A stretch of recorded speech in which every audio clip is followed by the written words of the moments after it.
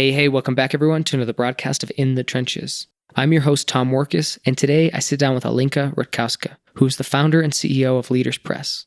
I brought Alinka on the call today to talk about two things. The first thing is how to outsource your book. So let's say you want to write and publish a book, but you're not a great writer, or maybe you're a slow writer like me, but you still like a book and you'd like to get it out there. Well, Alinka at Leaders Press, that's exactly what she does. And so she kind of breaks down the process for us of how to properly outsource your book if you'd like to do that. And the second thing we tackle is how to hit the Wall Street Journal bestseller list. I've done a number of bestseller launches, including one Wall Street Journal bestseller in the past, but I'm always curious of different authors and publishers' takes and strategies for achieving these same results. And Alinka was able to do it by writing a book with several other co-authors and then having all of them promote and market the book at the same time. And they were able to generate enough traffic, enough sales to hit the Wall Street Journal bestseller list, which is pretty cool. So we kind of break down her strategy for that, what worked, what didn't, and basically some practical and hopefully pragmatic tips on what you can do to implement for your own launch, regardless if you're even, shooting for the Wall Street Journal bestseller, and even if you're just an independent or solo author. Though I will say that was obviously a critical aspect of her strategy. So the idea of getting collaborators, I'm a big fan of, and so I like this strategy a lot. All right, so I don't want to spoil the rest of the conversation. We get into a lot of stuff, and I really think you're going to enjoy it. And if you do, please make sure to leave a rating review on iTunes. Just go to tomwarkus.com/iTunes and leave an honest rating review. It helps to spread the word. Thank you in advance for your support. Without further ado, let's get to today's conversation. So Alinka, let's start at the beginning. I want to talk about how you outsource books and kind of what you're doing with Leaders Press. And I definitely want to touch on the Wall Street Journal bestseller that you wrote, published, launched. But before that, how'd you get into this space of writing, self-publishing, and now kind of starting your own publishing imprint? Great question, Tom. Well, I come from the corporate world. So I was always a driven business person, and I thought that I would end up climbing the corporate ladder. But at a certain point, I just felt like the company wasn't offering what I wanted to do, and I managed to leave. And actually, I got a golden parachute when I was leaving. So I had a year and a half buffer to, see what I'm going to do with my life. So a normal person would probably go ahead and start a business with that money, whereas I decided to spend it all traveling around the world and then go back to the corporate world possibly. But during a year, things changed a lot. So I decided to reinvent myself, and I reinvented myself through books. So I did my first book, which was surprisingly a big success. Surprisingly, because many authors don't experience that type of success when they publish their first book. But I think it was a mix of my marketing and business background. I studied marketing and I worked in marketing in the corporate world. Some trial and error and some luck for sure. So, when I published that book, I was actually making more from the royalties than I was in my corporate job, which is also very unusual. And it's naive to think right now that you could leave your corporate job and live off of royalties of just one book. But that's what happened to me. And that was really the push I needed to jump into this. So that's pretty much the story, corporate world and wanting to do something more meaningful than just selling domestic appliances. What was the time period for this? When you released and launched that first book? That was the same year. That was the same year when I left the company when the book was out. So, and then I continued with books. So that was also one reason why I said, I don't need you guys. Right. And what year was that though, for context? Because I'm trying to think in terms of Amazon. 2010. 10. Okay. So that was pretty early on in the kind of, because you published on Amazon, right? So that would have been kind of early on that platform, early-ish. I mean, not like necessarily the first person on the platform, but I feel like KDP was kind of in its infancy still. in 2010. Was that about right? I can't, it's just, Yeah, I came so actually. later, so much later. I'm just kind of curious about that. Well, I remember a colleague knew that I was writing a book, and I said, well, I want to see how I can publish it, if I should submit it somewhere. And he told me, well, this guy, Tim Ferriss, his name is Tim Ferriss. He does a lot of crazy things, becomes number one in whatever he does. And he just self-published a book. You can do it. And I was like, I can do it. I don't need to ask anybody for permission. That was the perfect thing for me, because being entrepreneurial, wasting 2 years of your life to submit to agents and then wait for publishers to get it, that was just out of the question. So I jumped on the self-publishing model, and I really loved it. And I loved the freedom, and I couldn't imagine how somebody would even want a traditional publishing deal. Now I understand that there are perks, and for some people it's the dream of their life to be traditionally published. But that wasn't a good fit for me. So I loved it. It gave me the entrepreneurial bits that I wanted, and it gave me the freedom to do everything the way I wanted to do. So it was a great moment, a great time, and a great way for me to pivot from what I was doing. Yeah, I think if I remember correctly, I think around that time period, maybe a little bit after, that's actually when I first got into KDP kind of on the side. And I was actually just to test the waters with it, was like taking those like really, really old books that were part of the public domain and publishing them just to kind of get my bearings. They ended up kind of like eradicating that piece of Amazon, but it was still kind of fun to kind of be in it, at that ground floor. I'm curious what your take is on it now. This many, 8, 9, almost a decade later, how has it changed? Like the results you got when you first launched that book, that's pretty rare these days. Is that the case? Would you say that it's gotten more competitive? And then if it has, what do you see as like kind of the opportunities for people who are, self-publishing or writing or publishing a book? Well, it is rare. And I think you're right. I mean, there were fewer books. It wasn't as competitive.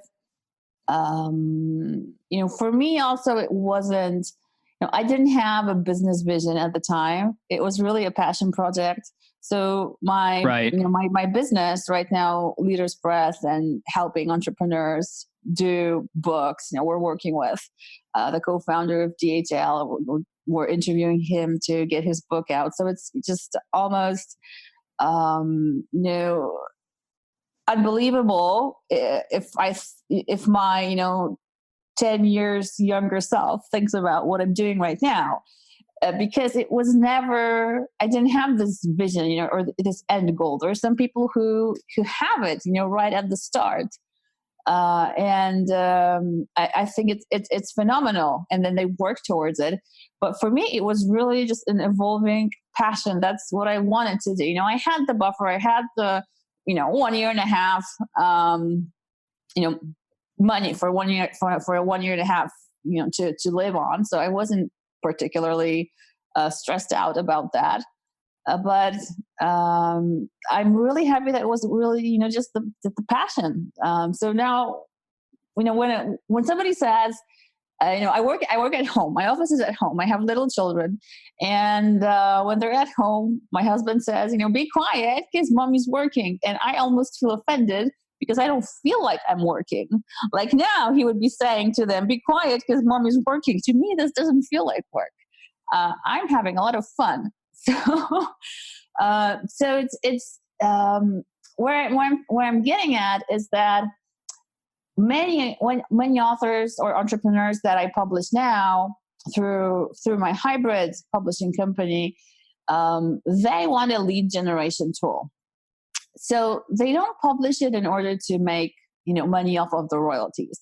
The royalties are insignificant. What they need is exposure and getting into the hands of prospects, and then and on the back end is where they make money, and potentially these can be millions of dollars. Right now, we just published an author. The book is called Disruptive Leadership. He is doing one challenging project after another, borderline crazy, and he's using the book to put together several $1 million for a project that he's doing. So he enters a meeting, gives the book to the investors. They get to know him, and it's a fantastic icebreaker. He's not just another person looking for investors. He's actually somebody that not only leaves a business card, but leaves a book. So they will remember him. He will be the one that stands out. So right now, I focus on doing books as business tools. Whereas back then, I was looking more at royalties. So, it depends a lot on what your goals are. It's one thing to be an author who lives completely off of royalties. And it's really difficult to do that, to live completely off your writing. You have to be a phenomenal fiction author with phenomenal marketing. Almost all nonfiction authors have a business, or they write their nonfiction book because they want to leave a legacy piece, because they want to share their wisdom. So they've built the business, and now they feel like they want to give back, or they're looking to generate leads. So I've always been in business, and I love doing these types of books. I just love business books. That's why I chose that niche. But I think if you wanted to do fiction books, it was much easier several years ago. But even though it doesn't matter, because you can still win this game when you have the knowledge. Even though the market is larger, you can still come up with a unique selling proposition and position yourself as somebody much more interesting than the person next to you. So there are ways to come up with that, and we do that for every book that we publish. What do you find? Well, actually, before we get into the marketing side of things, let's zoom in on the outsource piece. That is something I want to talk about. I'm kind of curious, like for those busy professionals or somebody who is interested in writing a book, but it's like one of those things where it's like, how do I find the time to sit down and actually write it?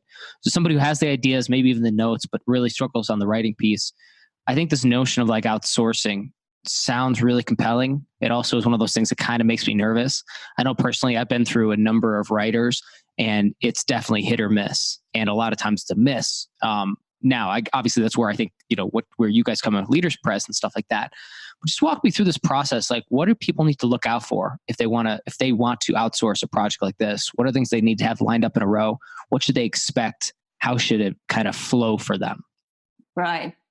Well, I put together this book called Outsource Your Book, where I wrote about the 17 steps necessary to create a best-selling business book.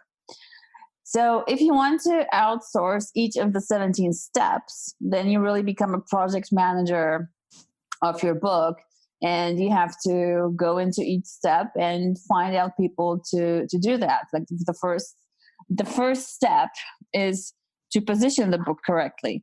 So one of the biggest mistakes that authors make is that they write a book that comes from their heart, it flows from their heart, and then they publish, this book that they poured so much love into.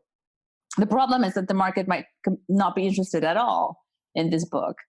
And now if somebody wants to do that, write that, heart book, that's fine. But, they shouldn't expect to make any sales off of it.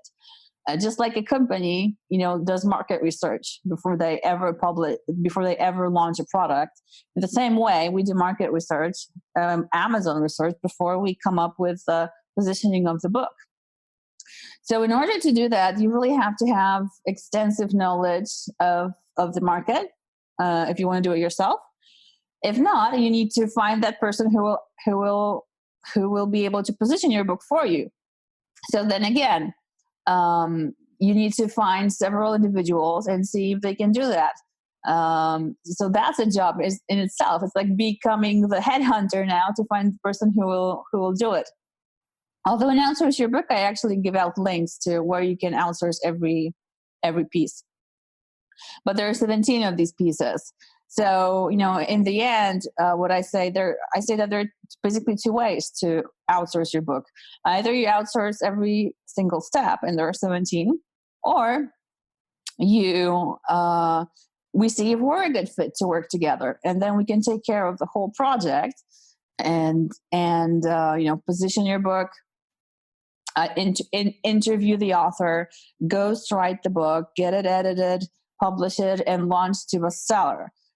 each of the books that we launch hits #1 Amazon bestseller in its category. So we have a really good CV, if you will, here.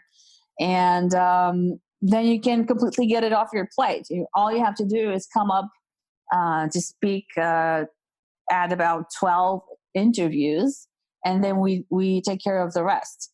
And I'll tell you, I have a little reminder on my calendar.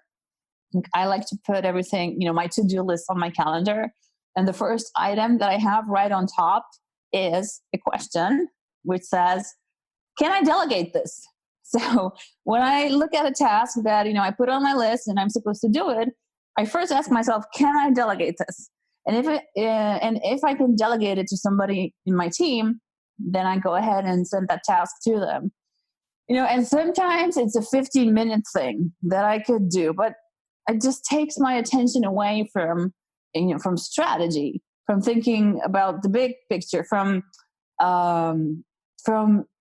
basically leading the orchestra.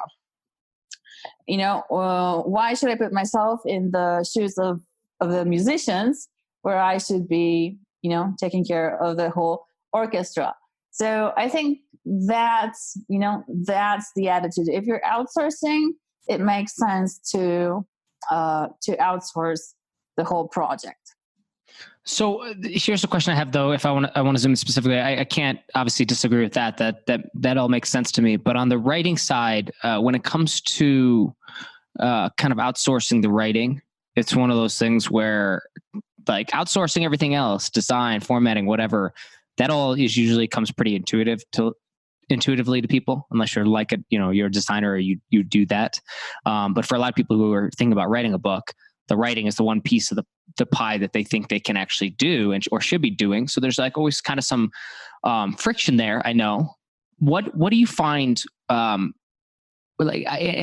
actually, no. Here's my question. Where I'm going with this is that there's obviously the friction on the handoff, but let's just assume somebody can get over that.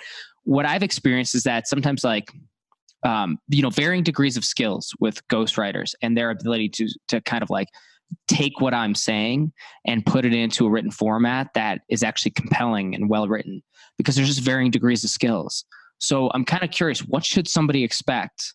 Like, how deep does this go, like, in terms of like the comprehension just from an interview? Like, can you really turn this into a book that actually reads like it was written by a professional, or is it going to read like kind of a transcript? I guess is honestly would be my question. And for people who are considering a format like this, where it's like kind of interview based, like, how do you avoid it kind of coming off like sounding like a show notes to a podcast episode or something like that? Yeah, it's a great question. The step 2 is the outline. So before we get into the interviews, we want to work on a framework. So we ask the author, the entrepreneur, if they have a framework in mind, and very often they do. So we've had people who come to us, with a ready outline. In case of the founder of DHL, he came to us with a mind map, which was huge, but we took that mind map and put it into an outline, and now we're executing the outline. As we're interviewing, that gets ghostwritten, and then we actually don't have the ghostwriters interview. We have interviewers or editors who interview. That gets transcribed, and then the ghostwriter works with the outline and with the transcripts. So that's how they create the book. The transcripts for them that's just raw material. So in the book, unless you know that it was created this way, you're never really going to be able to figure that out. But that's because we have a team in place, and we've done it successfully. And we've launched each book to bestseller status. And I think in your question, you're also asking, how are we able to make sure that we deliver quality? All the ghostwriters that we're working with right now have been vetted. And the way I do it is, I might ask 3 new ghostwriters that I'm considering working with to rewrite a transcript. And it's the same transcript. And then, we decide, I decide, the other team members and the author whose transcript we're working on will choose one of the best transcripts. So this is how we're able to pick the best ghostwriters, and then they stay with us. Yeah, and so talk me through this process of the launch too, because I know you did a Wall Street Journal bestseller, and it was effectively self-published, right? And so that's kind of something that I know a lot of people have aspirations to achieve, say, hit one of those kind of major bestseller lists, but sometimes it feels like it's impossible if you're self-publishing and doing something like this. So, if somebody was going through, whether it was your own, Leaders Press to launch, market or to publish a book, or or even self-published, what are the, like, how do they have to actually set it up to be able to achieve those results? Like, what's the secret to it, to achieving those results if you're self-published? Well, it's planning. It's all in the planning and then execution. So first of all, you need to understand the lists and how the lists work. For example, USA Today and Wall Street Journal are lists that rank their books based on the number of sales, whereas the New York Times is not really a bestseller rank. It's really editorial opinion, really, because even if you hit the number of sales that is required, they can exclude you, and that's what happened with us. So, on the Wall Street Journal list, I think we were number 6, and the book that was number 7 right after us hit the New York Times list, whereas we did not. So we had more sales than them, but since it's curated, they didn't show our book on the list. So now you can actually doubt whether it really matters as a bestseller list if they don't list books that actually have the sales. So that's one thing to consider. Another thing is to know what the requirements are. So our goal was to hit the USA Today list. When I first started dreaming up that goal, I wanted to understand exactly what the requirements were. So the requirements to get onto USA Today are around, it's not guaranteed because it depends on how many books are launching that week and what their sales are, but around 6,000 sales during launch week. And this is important. Pre-orders count. So you could set up a 3-month pre-order period, and all those pre-orders that you accumulate during those 3 months, they will count towards the launch week. Only US sales count. So even if you sell, in other countries, only US sales count for the USA Today list. 500 of the sales have to be on a platform other than Amazon. So that's important too. Amazon has a program called KDP Select. So if you want to be in that program, you will not hit the USA Today list because that means that you're exclusive with Amazon. So you cannot be exclusive with Amazon if you want to hit the list. It has to be a paid book, so at least 99 cents. You can't do it with just downloads of a free book. And it can be either a solo book or it can be a box set. So those were the requirements. And now that I knew what the requirements were, I started thinking what would be the easiest way to hit them. So basically, 6,000 sales in 1 week. Well, that's a lot. I had sold more than 100,000 books before, but not in 1 week.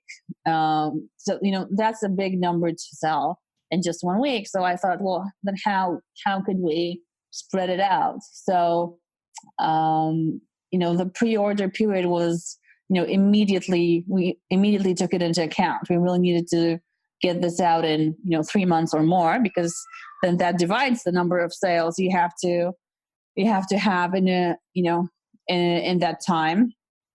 And another thing was, I thought, why do it alone when I could make a collaborative project out of it. So I invited a bunch of author influencers in the publisher space who I knew had lists that were significant in size, and that resulted in 24 of us being part of Write and Grow Rich. And then we put together a plan. Actually, we put together requirements. First, I put together requirements for people to participate. So to participate, people had to confirm and commit to mailing. And there were about, 7 or 10 dates that we would have to mail big time. So I needed that in writing, that people would mail. So that was a big commitment. And some people dropped off. They said they have other things planned. That's not a priority. So we ended up having 24 who committed. Then we had a budget for ad spend as well. So there was that people had to participate in. And that was pretty much it. Everybody contributed a chapter. And then we were off to the races. So it was a pretty stressful 3 or 4 months, when we didn't know if in the end we would make it or not. But we did. That's awesome. And so a big piece of that then was like, I mean, there's a lot you just gave, but in terms of like, if I were to zoom in on the piece that you think moved the puzzle, or to kind of the pieces that really kind of moved it forward, that got you the results. One was partnerships. The second thing was kind of concerted marketing campaigns to generate pre-sales, right? And then kind of spreading out the pre-sales across multiple platforms. Yeah, but also not too many, because then you dilute the sales. If it's available on all the platforms, then you might not reach that minimum 500 on the second platform, the second meaning not on Amazon. So ideally, you would want to offer the book on Amazon and one other platform, such as, for us, it was iBooks that worked. How did, in that context, was it possible for you to keep a finger on the pulse during that pre-order? Did you know the orders you were at and could you gauge it? Like how much of that was visible or invisible to you using those platforms? It was all visible because I could see all the pre-orders. So I kept track of that. We had a Facebook group. Every day we were monitoring, where we were ranking wise, how many sales we had. One thing to keep into consideration is that, some of the people who pre-order, they're actually charged the day that the book is launched. So some of these people might have credit cards that expire, and that pre-order will not end up being a sale. So you need more pre-orders, than you think. Yeah, that makes sense. Very interesting. So, okay. So we've covered a lot of ground here. I guess the other thing I kind of want to touch on was just with what you're doing with Leaders Press. Tell me a little bit about kind of where you see this going. It's kind of just like with what you're doing here, because I think it's kind of interesting, and I know it's a somewhat new project for you, but it seems like it's growing really well. You have obviously the credibility and to back it up. But where do you see this going in the future, and what's your focus with that? Yeah, it's a great question. It's a question that I ask myself as well. It already is the result of, several things that I've been doing in the past, because I come from the book marketing world. So my superpower has always been marketing. And then I went to a mastermind a few years ago where my mentor asked me, well, what could be the highest value that you deliver to people? And I thought, if I help them do everything from scratch, because, as a marketing expert, I was getting a lot of books that were just not positioned, they were positioned wrong. There was no market, or there was no unique selling proposition.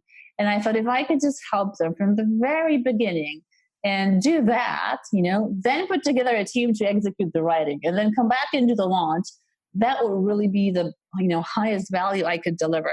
And then we came up with the niche, with our unique selling proposition. And since I have a business background and really like business books, it was sort of natural that we would choose business.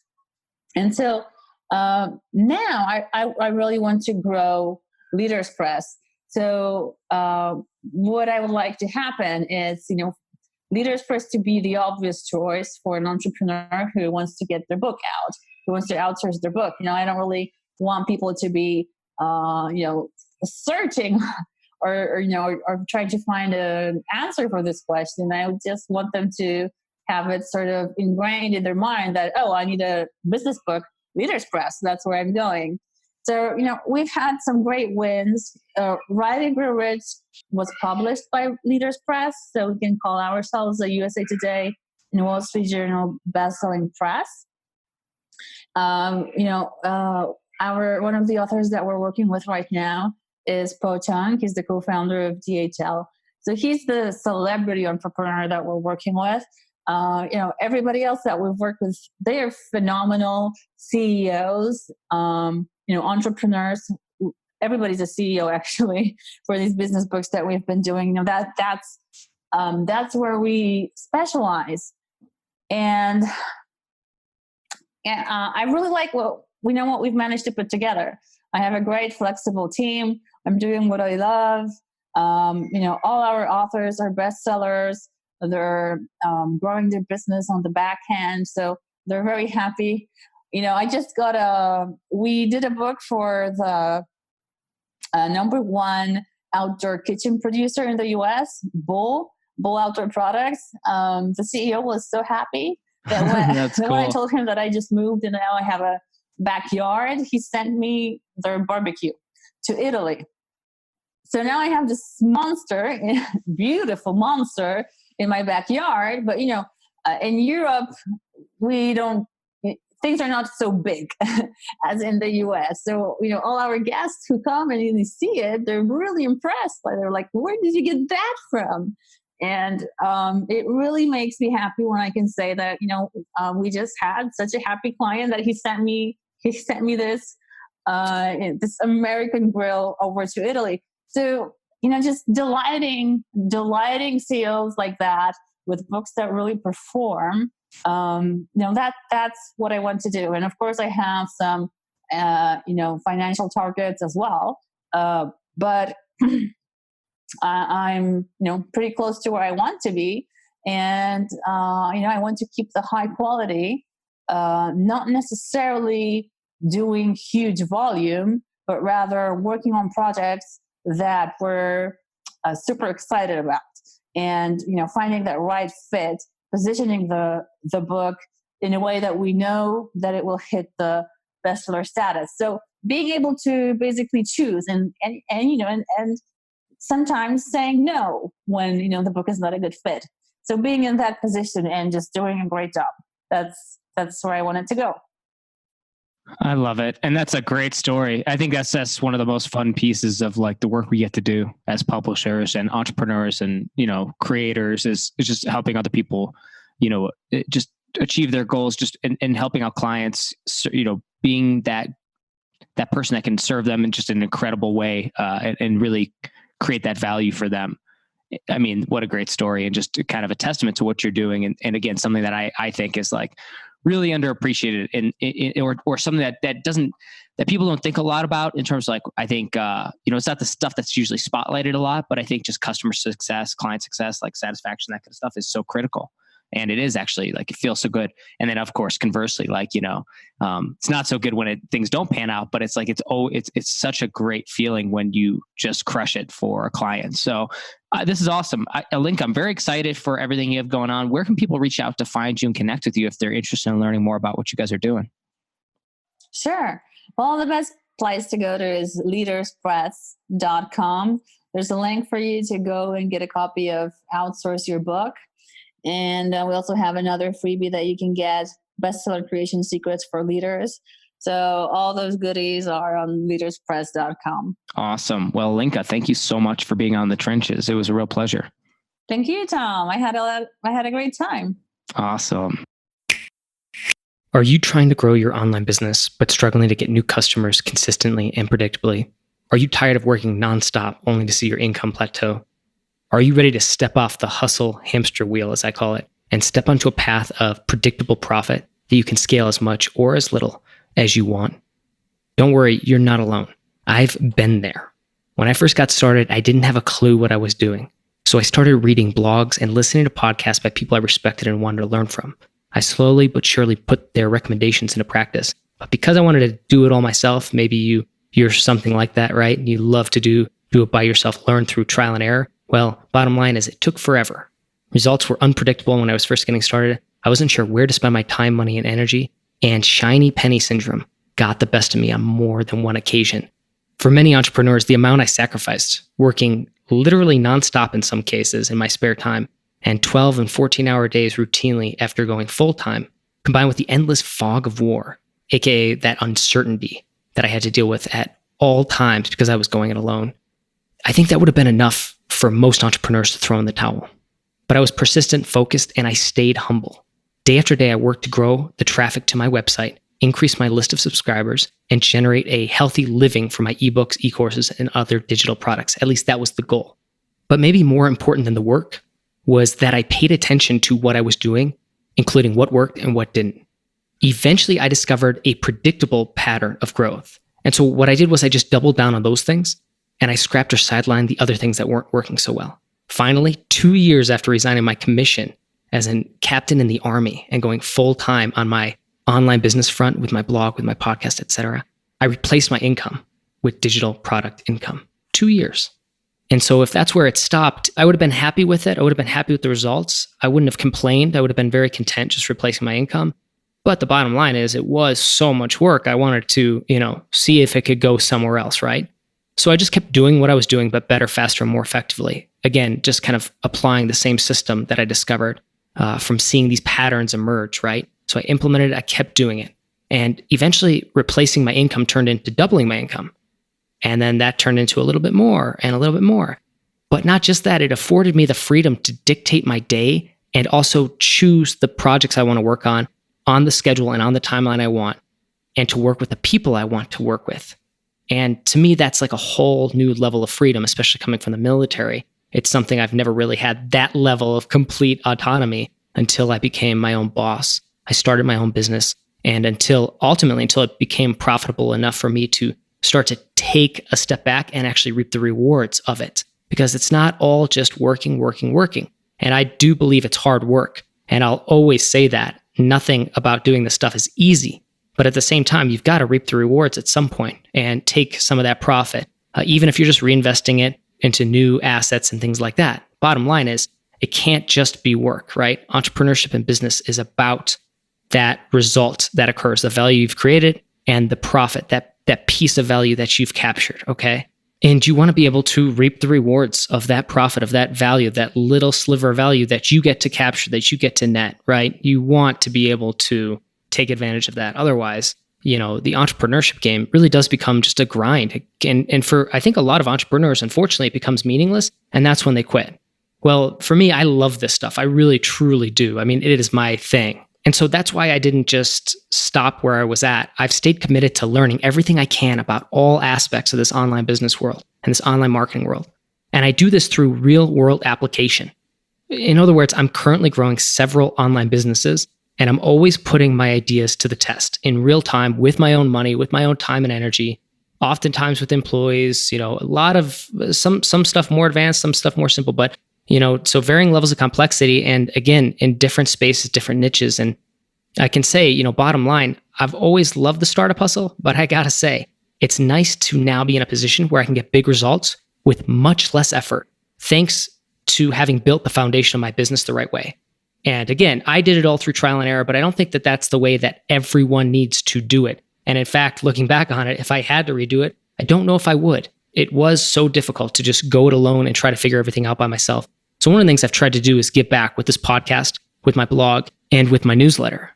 But maybe even more rewarding than any of this stuff, while I've enjoyed all of it, I think the thing that I'm enjoying the most, that I find most engaging and rewarding, is the premium business mastermind and coaching program I run called 100K Academy. Inside 100K Academy, I help ambitious entrepreneurs who are very driven and excited to be doing what they're doing. I help them grow their reach, their influence, and their profit using my proprietary marketing system. That's the same one I use to scale my own online businesses from 0 to multiple 6 figures and beyond. And the same system I use to help my clients reach the New York Times, Wall Street Journal bestseller lists, set Kickstarter funding records, and create viral product launches that have turned into predictable revenue streams. So lots and lots of case studies that you could find at tommorkes.com. If you're curious, just go to tommorkes.com/about, and that'll get you started. Most importantly, this system is one that 100K Academy members and alumni have used to achieve tremendous results, like Alexa, who used it to have her most profitable year ever, or Tina, who used it to make 5 figures from a sales funnel that she can now replicate and scale, and that's exactly what she's doing. Or Carrie, who made over $75,000 in just 7 days. And the crazy part about his story was that his online business was actually a side hustle up until that first profitable launch, which he has then been able to grow and scale. And he subsequently quit his job following that very successful week. And I think that that has been just a game changer for Carrie and the life he's living and the work he gets to do and the impact he gets to make on the world because of the great work he's doing now, because he was able to figure out a system that would get him the targeted traffic, the subscribers, the sales to grow a profitable online business. Bottom line, if you want to grow your online business from 6 to 7 figures, but you flatlined or you're struggling, or you just want to be told what to do and when to do it and in what order, right? And you want a system that is predictable and scalable and isn't just, another shiny penny, but actually will fit right into your business. It plugs in and is something that you can truly grow. I want you to go to tommorkes.com/academy. That's tommorkes.com/academy. Academy is spelled ACADEMY. Go to tommorkes.com/academy and you'll find a page on my website with more details about 100K Academy, the business mastermind coaching program I run, as well as instructions on what to do next. Again, that's tommorkes.com/academy. And if you're serious about growing your reach, influence, and profit, just follow the instructions and we'll be in touch, okay? Again, tommorkes.com/academy. Go ahead and head over there now.